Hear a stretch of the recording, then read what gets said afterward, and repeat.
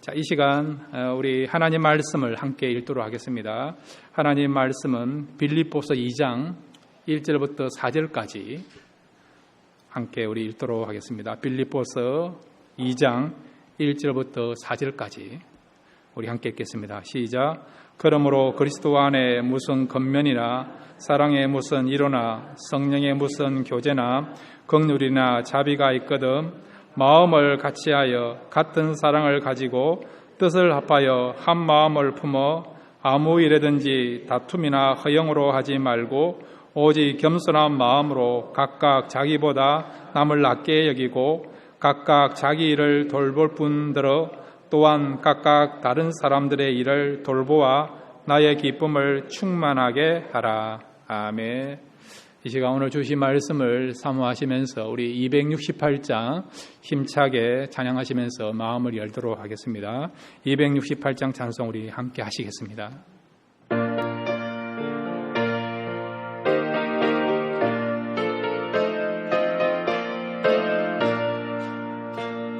죄에서 자유를 얻게 함은 보혈의 능력 주의 보혈 시험을 이기고 승리하니 참 놀라운 능력이로다. 주의 보혈 능력이 있도다. 그의 피 믿고 주의 보혈 거린 양에 매우 귀중한 피로다. 육체의 정욕을 이기는 보혈의 능력 주의 보혈 정결한 마음을 얻게 하니 참 놀라운 능력이로다. 주의 보혈 능력이 있도다. 주의 피 믿고 주의 보혈 거린 양에 매우 귀중한 피로다. 눈보다 더 이게 맑기는 것 보혈의 능력 주의 보혈 부정한 모든 것 맑히시니 참 놀라운 능력이로다. 주의 보혈 능력이 있도다. 주의 피 믿고 주의 보혈 거린 양에 매우 귀중한 피로다. 구주의 복음을 전할 제목 보혈의 능력 주의 보혈 날마다 나에게 찬송 주니 참 놀라운 능력이로다. 주의 보혈 능력이 있도다. 주의 피 믿고 주의 보혈 거린 양에 매우 귀중한 피로다. 주의 보혈 능력이 있도다. 주의 피 믿고 주의 보혈 거린 양에 매우 귀중한 피로다. 아멘. 말씀은 힘이 있습니다. 말씀은 능력이 있고요. 치유의 역사와 회복의 역사, 또 새롭게 우리를 이끌어가는 그런 창조의 역사가 말씀 속에 있습니다. 이 시간 말씀을 사모하시면서 그런 말씀을 오늘 듣기를 원하고 말씀을 통해서 우리가 새로워지기를 원합니다. 간절하게 사모하시면서 우리 다 같이 주여 한번 부르고요. 함께 기도하시겠습니다. 주여 아버지 하나님, 이 시간 주 앞에 나왔습니다. 말씀 듣기를 원합니다. 말씀이 아버지 하나님 우리 마음에 심기게 하옵소서. 말씀을 통해서 우리가 가치가 일어나게 하옵소서. 말씀을 통해서 변화되게 하옵소서. 위로받게 하옵소서. 소망을 가지게 하옵소서. 다시 한번 자유함을 누리게 하옵소서. 평강을 경험하게 하시고 치유의 역사를 경험하게 하옵소서.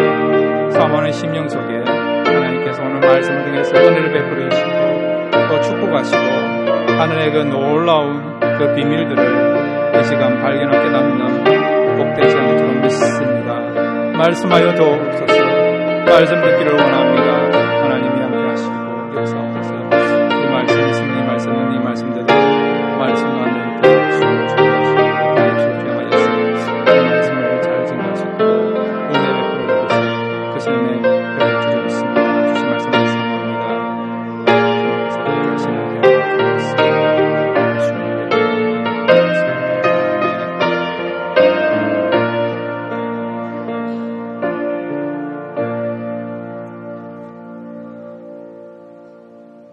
하나님 아버지, 이 시간 말씀하여 주옵소서.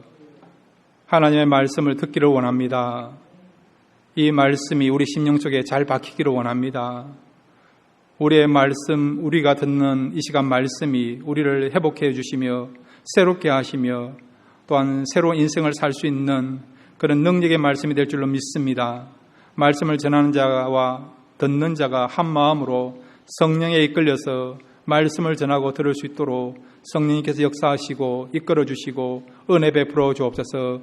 예수님의 이름으로 기도드렸습니다. 아멘. 오늘 말씀을 통해서 교회에 대하여 또 우리 인생에 대해서 새롭게 우리가 새로운 마음을 가지고 시작할 수 있는 그런 귀한 시간 되시기를 바랍니다. 오늘 빌립보서 2장 1절부터 4절까지 보시면요, 사도 바울이 빌립보 교회를 향하여서 이런 교회가 되었으면 좋겠다.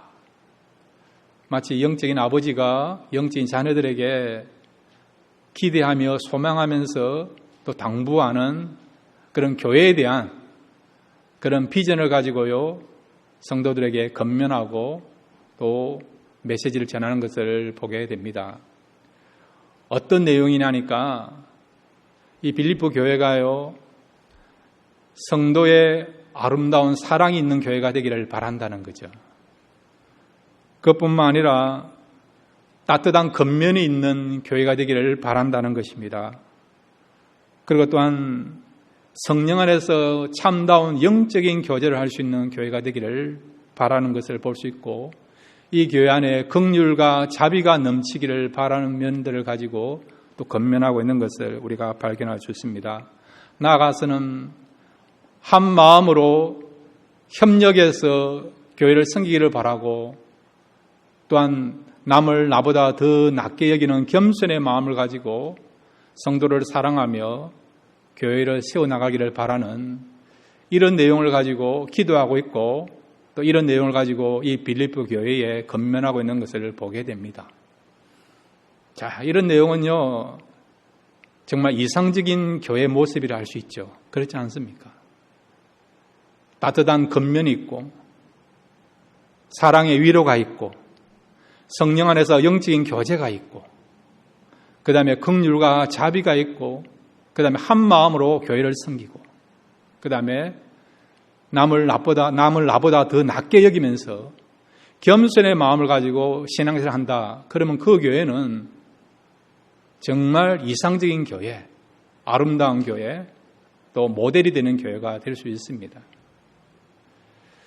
그러면 이런 교회가 되기 위해서는 어떻게 되느냐? 오늘 사도 바울은 여러 가지 권면을 하면서 가장 중요하게 생각하는 것이 있어요. 그게 뭐냐? 1절과 2절입니다. 1절과 2절을 우리 같이 한번 읽겠습니다. 함께 읽겠습니다. 시작. 그러므로 그리스도 안에 무슨 권면이나 사랑의 무슨 위로나 성령의 무슨 교제나 긍휼이나 자비가 있거든 마음을 같이하여 같은 사랑을 가지고 뜻을 합하며 한 마음을 품어. 아멘. 1절에 이러한 것들이 있기 위해서는 먼저 전제되어야 될 그런 조건이 있는데, 그게 뭐라고요? 여기 보시면 2절에 마음을 같이 해야 된다. 마음을. 한 마음이 되어야 된다는 거죠. 한 마음이 될 때에 따뜻한 겉면, 사랑의 교제, 성령 안에서 영적인 그런 교제, 긍휼, 자비가요, 의미가 있고 가치가 있다는 거죠. 한 마음이 되지 못하면 이런 것이 있다 하더라도 의미가 없다는 것입니다. 가정도 마찬가지죠. 여러분, 가정에서 가장 중요한 게 뭡니까? 가족들이 한 마음을 갖는 거 아닙니까? 한 마음. 한 뜻을 갖는 거 아닙니까?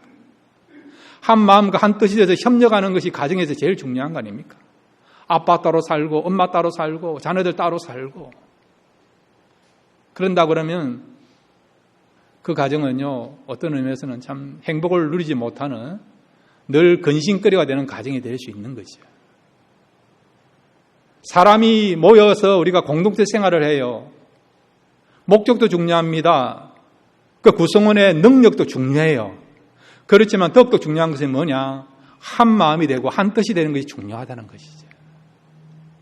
그래서 오늘 여러분, 이 사도 바울의 권면을 따라서 우리 교회도 빌립보 교회가 받은 그 권면 그대로 우리 교회도 정말 하나됨을 이루는 공동체가 되기를 바랍니다. 왜냐하면 이것이 교회의 본질이고 생명이기 때문에 그렇다는 것이죠. 여러분, 주님이 오시는 그날까지 우리 교회는 계속해서 하나되는 교회가 되기를 바랍니다. 이 하나됨을 위해서 최선을 다해서 노력하시고 수고하시고 또 헌신할 수 있는 저와 여러분 되시기를 바랍니다. 그러면 어떻게 하면 여러분 하나 될 수가 있습니까?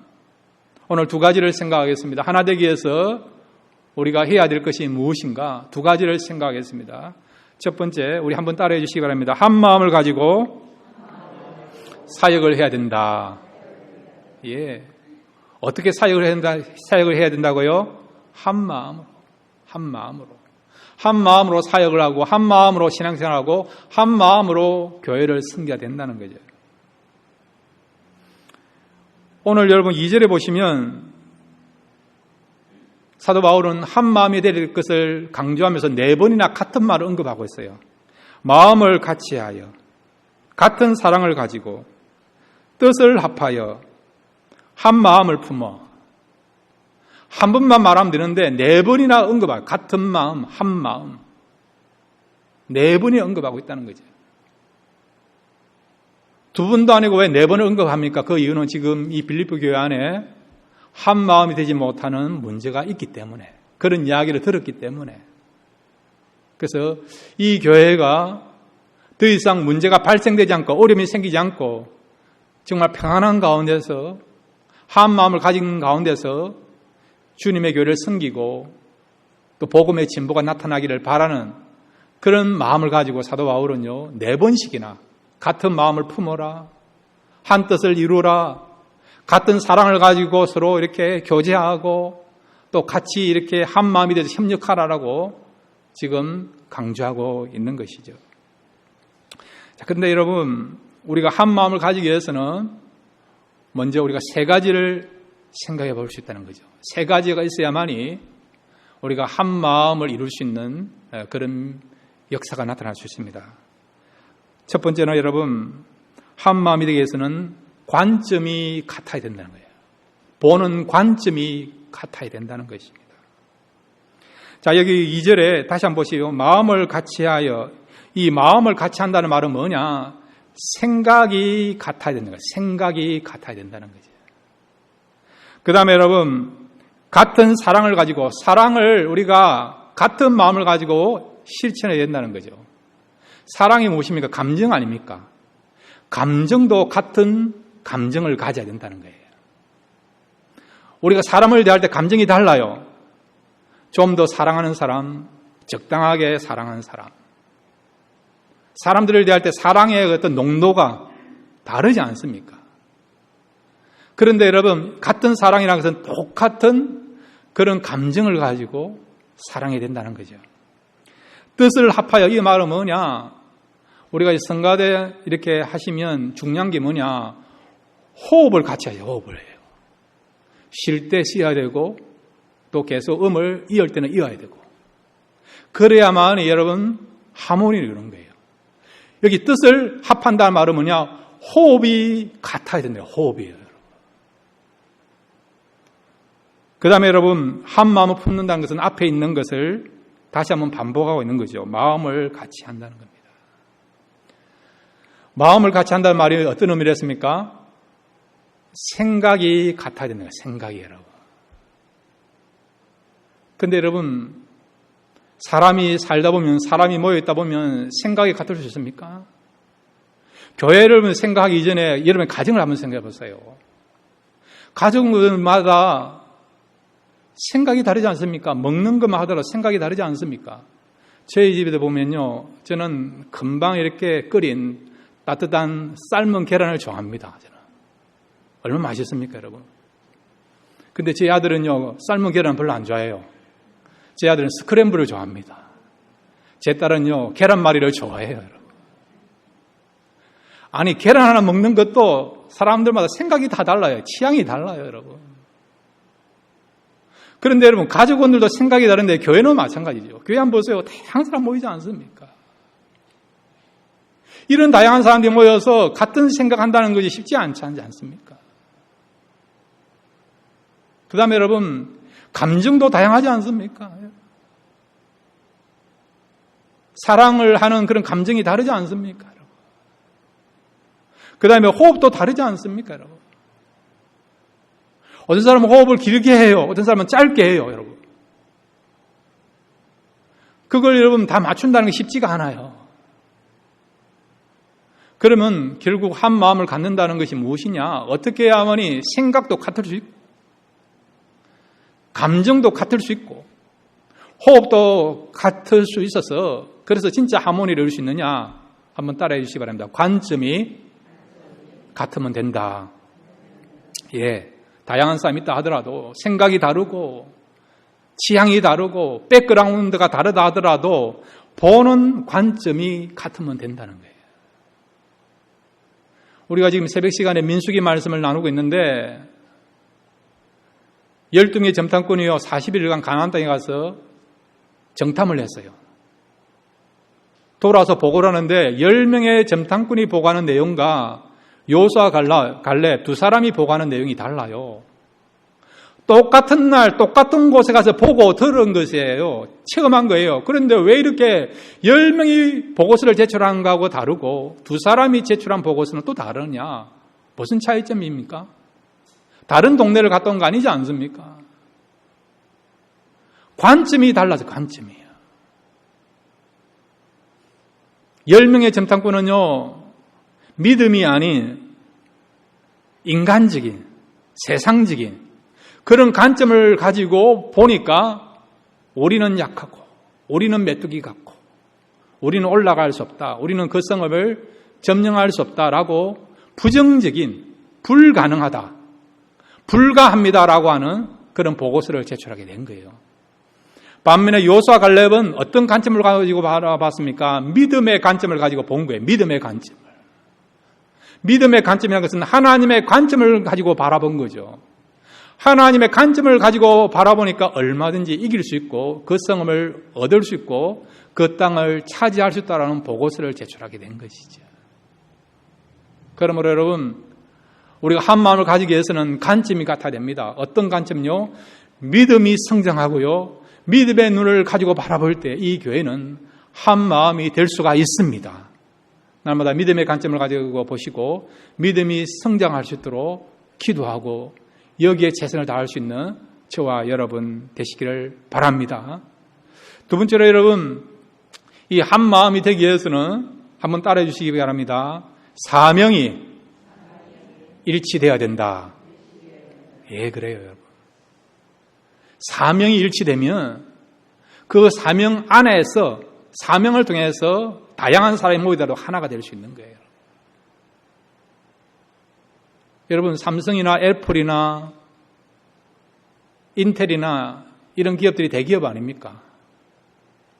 그 안에 여러분 일하는 사람들이 얼마나 많이 있습니까? 수만 명의 사람들이 일을 하고 있지요. 그럼에도 왜 이렇게 그 기업이 계속해서 발전하고 있고 세계적인 기업으로서 이름을 드러내고 있느냐? 그 목적은 무엇입니까? 그 원인은 무엇입니까? 바로 기업은요, 이윤 창출이라고 하는 그런 목적으로 모여져 있기 때문에 그 기업이 계속해서 운영되고 있고 발전하고 있는 것이죠. 회사 생활이 쉽지 않아요, 여러분. 회사 생활을 해보지 않았습니까? 다 여러분 회사 생활이 즐거운 거 아니지 않습니까? 내 감정, 내 생각, 내 자존심을 꺾어야만이 할 수 있는 게 회사 생활 아니에요, 여러분. 조직 사회 아닙니까, 여러분? 위에 상사가 시키면 하기 싫어도 해야 되는 것이 회사 일 아닙니까, 여러분? 왜? 해야만이 돈을 벌 수 있으니까. 이윤을 얻을 수 있으니까. 회사는 다양한 사람이 모였지만은 이윤 창출이라고 하는 돈을 벌 수 있다고 하는 목적이 똑같으니까 그 목적 때문에 이 거대한 기업이 운영되는 거예요, 여러분. 학교도 마찬가지예요. 학교 다니는 이유가 무엇입니까? 학교를 운영하는 이유가 무엇입니까? 배움 아닙니까? 배움. 그렇지 않습니까? 배움 아닙니까? 학교로 가면 배울 수 있으니까.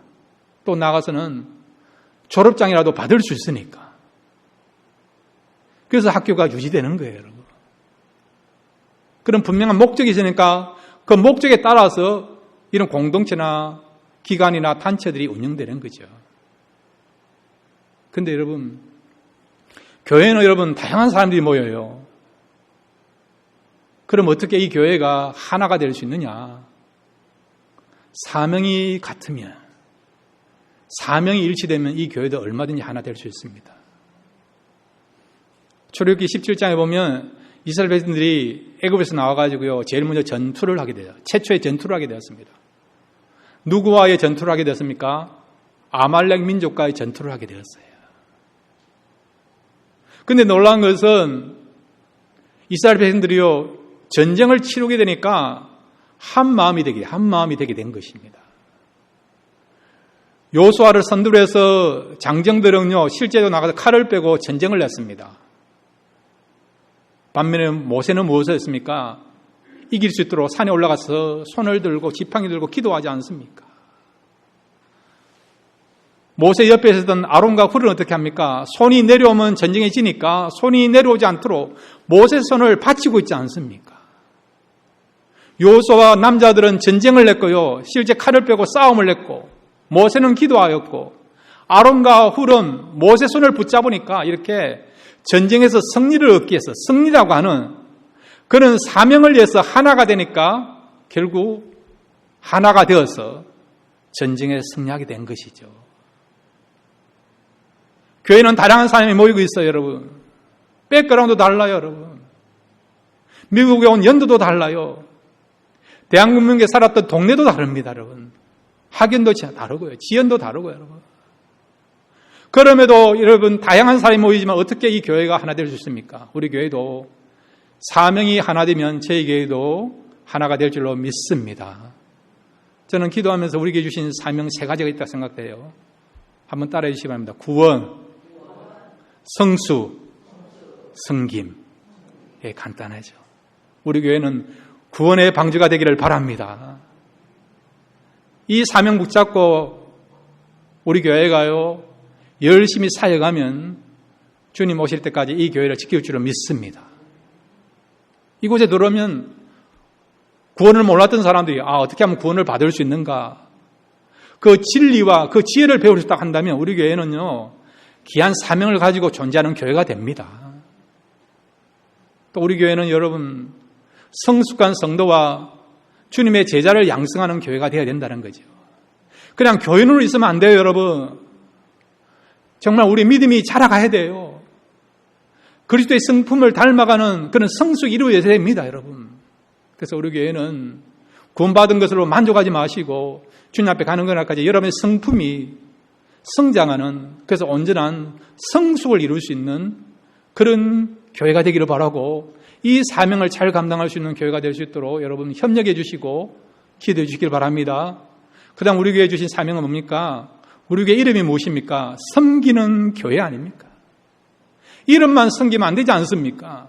그 내용도 있어야 되지 않습니까? 우리 교회는 세상을 섬기는 교회가 되기를 바랍니다. 어떻게 섬길 수 있습니까? 기도로 섬기자는 거예요. 기도로요. 사랑이 필요한 사람들에게 사랑으로 섬기자는 거죠. 또 하나님 주시는 그런 능력을 가지고 또 그런 범위 안에서 우리가 또 봉사하며 섬기자는 것이죠. 그래서 우리 교회는 구원, 성수, 섬김이라고 하는 사명을 통해서 하나 되고, 그 다음에 이 사명을 잘 감당으로 말미암아 정말 하나님이 축복하시고 은혜 베풀어 주시는 세상 사람들에게도 희망을 줄 수 있는 그런 사명을 이룰 수 있는 교회가 되기를 바랍니다. 그 다음에 여러분, 어떻게 하면 한 마음이 될 수 있습니까? 한번 따라해 주시기 바랍니다.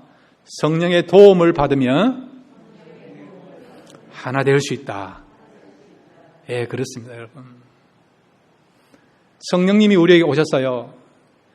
성령의 가장 큰 사역이 무엇입니까? 우리가 성령님을 뭐라고 부르십니까? 어떻게 우리가 칭호합니까? 호칭합니까? 진리의 성령 아니에요. 진리의 성령. 성령의 첫 번째 사역은요, 오셔서 진리를 알려주세요. 진리를. 그래서 진리이신 예수님을 알고 우리가 구원받게 하시는 그것이 성령의 가장 큰 사역이에요. 동시에 성령의 사역 가운데 또 큰 사역이 무엇이냐? 하나 되게 하시는 사역이에요. 하나 되게 하시는 사역이에요. 성령이 임재하시면요, 성령이 충만하고 성령이 운행하는 공동체는 하나 될 수밖에 없습니다. 왜냐하면 그분은 하나 되게 하시는 영이시기 때문에 그렇다는 것이죠. 말은 우리가요, 성령 공동체 그렇게 이야기하지만은 실제로 성령의 역사가 나타나지 아니하면요, 하나 될 수 없어요. 그런데 여러분, 성령이 역사하시면 수백 명, 수천 명, 수만 명의 교회라 하더라도 그분은 하나 되게 하시는 그 사역을 풍성하게, 완전하게, 충만하게 감당하시는 하나님의 영이시기 때문에 그분이 임재하신 곳은요, 많은 사람이 있고 다양한 생각을 갖고 있다 하더라도 하나 되게 하는 역사가 나타나게 될 줄로 믿습니다. 자, 여러분, 에베소서 우리 4장 3절부터 6절까지 같이 한번 읽겠습니다. 에베소서 4장 3절부터 6절입니다. 시작. 평안에 매는 줄로 성령이 하나 되게 하신 것을 힘써 지키라. 몸이 하나요 성령도 한 분이시니 이와 같이 너희가 부르심의 한 소망 안에서 부르심을 받았느니라. 주도 한 분이시요 믿음도 하나요 세례도 하나요 하나님도 한 분이시니 곧 만유의 아버지시라. 만유에 계시고 만유를 통일하시고 만유 가운데 계시도다. 아멘. 성령이 계시면 이렇게 하나되게 하는 역사가 일어난다는 거죠. 그분은 우리 속에서요, 우리가 하나됨을 지키도록 하신다는 것이죠. 그 다음에 여러분, 에베소서 2장 16절부터 19절까지 우리 같이 읽겠습니다. 에베소서 2장 16절부터 19절입니다. 시작. 또 십자가로 이 둘을 한 몸으로 하나님과 화목하게 하려 하심이라. 원수된 것을 십자가로 소멸하시고 또 오셔서 먼 데 있는 너희에게 평안을 전하시고 가까운 데 있는 자들에게 평안을 전하셨으니 이는 그로 말미암아 우리 둘이 한 성령 안에서 아버지께 나아감을 얻게 하려 하심이라.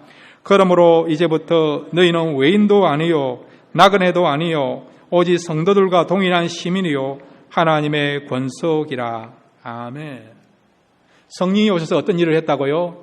하나님과 우리를 원수 관계에서 하나님은 우리의 아버지가 되고 우리는 자녀가 되는, 하나 되는, 진정한 영적인 가족이 되는 이런 역사를 성령님이 우리에게 오셔서 완성했다는 거죠. 성령을 통해서 우리가 하나님과 우리가 하나 되게 하신 것입니다. 그뿐만 아니라 여러분 18절에 보시면 이는 그로 말미암아 우리 둘이 한 성령 안에서 아버지께 나아감을 얻게 하려 하심이라. 여기 우리 둘이 뭐냐? 이방인과 유대인이에요. 이방인과 유대인이에요. 유대인들은 이방인과 같이 교제하지 않습니다. 밥도 안 먹어요. 거리를 두고 생활합니다. 여러분. 이방인 오면요 도망가요. 다른 길로 가요. 여러분. 도저히 이방인과 유대인이 하나 될 수 없어요. 여러분. 그런데 이 이방인과 유대인이 하나 되어서 함께 생활했죠. 어디 있어요? 교회 안에서요. 교회 안에서요. 초대교회 보면 여러분 교회 안에는 유대인도 있고 이방인도 있고 그 다음에 여러분 귀족도 있고 노예도 있고 여러분. 다양한 사람이 모인 거죠. 여러분. 언어도 다르고 문화권도 달라요. 여러분. 가치관도 달라요. 그런 사람이 한 교회에서 어떻게 신앙생활합니까? 도저히 하나 될 수 없는 그런 관계인데 세상에서는 찾아볼 수도 없는 그런 현상인데 어떻게 교회 안에서 이렇게 문화와 언어, 백그라운드를 뛰어넘어서 하나 될 수 있느냐? 바로 성령 안에서 만났고 성령 안에서 교제하니까 그 성령을 하나 되게 하시는 그런 하나님의 영이시니까 성령의 도움을 통해서 그 교회가 하나 되는 역사가 일어나게 된 것입니다. 여러분, 날마다 우리 교회가요, 성령 안에서 하나 되는 교회가 될 수 있도록 기도해 주시기 바랍니다. 성령님의 도움을 구하십시오. 우리의 능력으로는요, 우리의 수고로는요, 하나 될 수 없어요, 여러분. 그렇지만은 성령이 역사하시고 성령이 도와주시면 우리 교회는 하나 되는 역사가 일어나게 될 줄로 믿습니다. 그 다음에 여러분, 크게 두 번째로 우리가 어떻게 하면 하나됨을 이룰 수 있는 공동체가 될 수 있느냐, 한번 따라해 주시기 바랍니다. 겸손한 마음을 가지고 사역을 할 때 하나 될 수 있다. 예, 겸손한 마음을 가지고요, 사역을 할 때, 겸손한 마음을 가지고요, 우리가 신앙생활 할 때, 교회생활 할 때에 하나 될 수 있다는 것입니다. 자, 빌립보서 2장 3절과 4절을 우리 같이 읽겠습니다. 시작.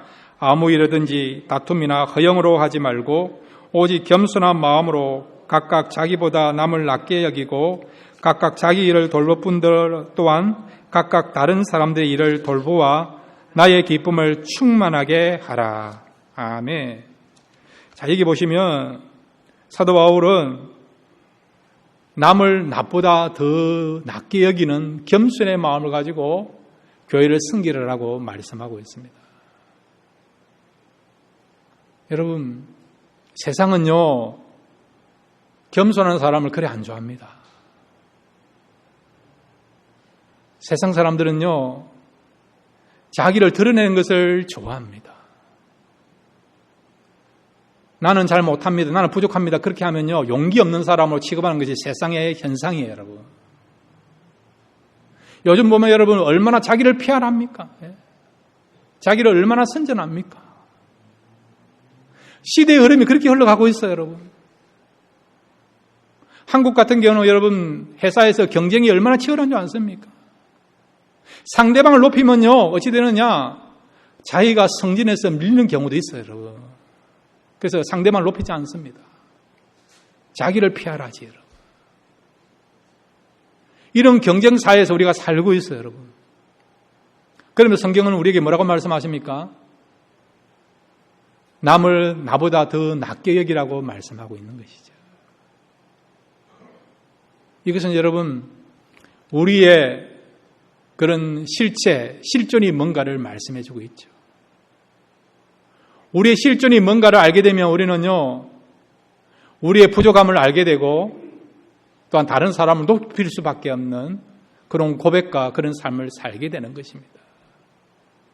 세상은 인간에 대한 실존을 잘 모르기 때문에, 본질을 모르기 때문에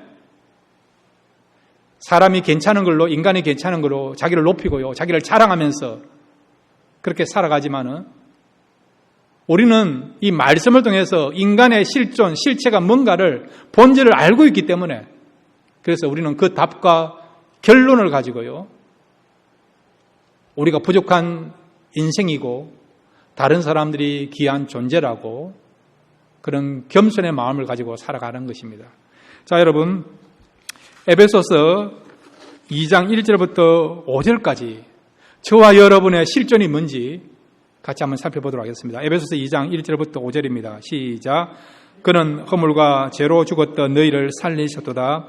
그때 너희는 그 가운데서 행하여 이 세상 풍조를 따르고 공중의 근세 잡은 자를 따랐으니 고 지금 불순종의 아들을 가운데 역사하는 영이라. 전에는 우리도 다 그 가운데서 우리 육체의 욕심을 따라 지내며 육체와 마음에 원하는 것을 하여 다른 이들과 같이 본질상 진노의 자녀이었더니 긍휼이 풍성하신 하나님이 우리를 사랑하신 그 큰 사랑을 인하여 허물로 죽은 우리를 그리스도와 함께 살리셨고 너희는 은혜로 구원을 받은 것이라. 아멘. 우리가 어떤 존재라고요? 여기 보시면요, 우리는 진노의 자녀라는 것을 말씀해 주고 있다. 진노의 자녀. 그 다음에 우리는 어떤 사람들이라고요? 우리의 허물과 죄로 죽은 사람이란 것이죠. 한마디로 말하면 우리는 송장이란 거예요.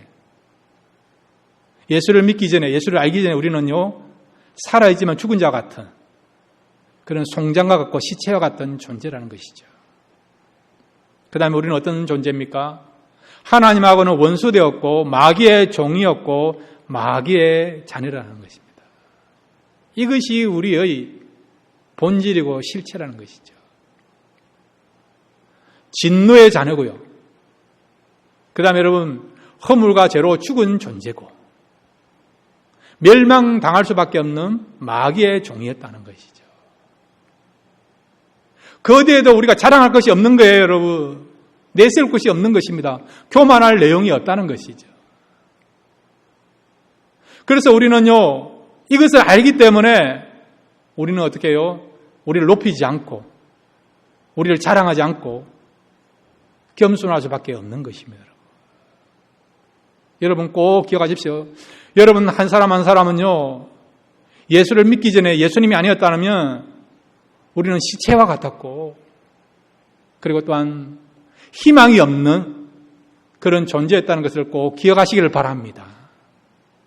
그렇지만은 이제 우리가 예수를 믿음을 말미암아 새로운 인생, 새로운 피조물이 되게 된 것이죠. 그래서 이사야 43장에 보시면 하나님께서는요, 우리를 뭐라고 말씀하시는가 하니까 바로 보배 같은 존재다라고 보배 같은. 하나님이 사랑하시는 그런 보배 같은 존재라고 말씀하고 있어요. 자, 여러분 한번 생각해 보세요. 내가 하나님께로부터 보배 같은 존재가 되었다고 한다면 옆에 있는 성도도 어떤 존재입니까? 보배 같은 존재가 된 것입니다. 보배 같은 존재가 된 것입니다. 이뿐만 아니라 예수님이 나를 위하여서 이 땅에 오셔서 십자가에 죽으시고 또한 피를 흘리시고 구속의 사역을 완성하셨어요. 나를 구원하기 위해서.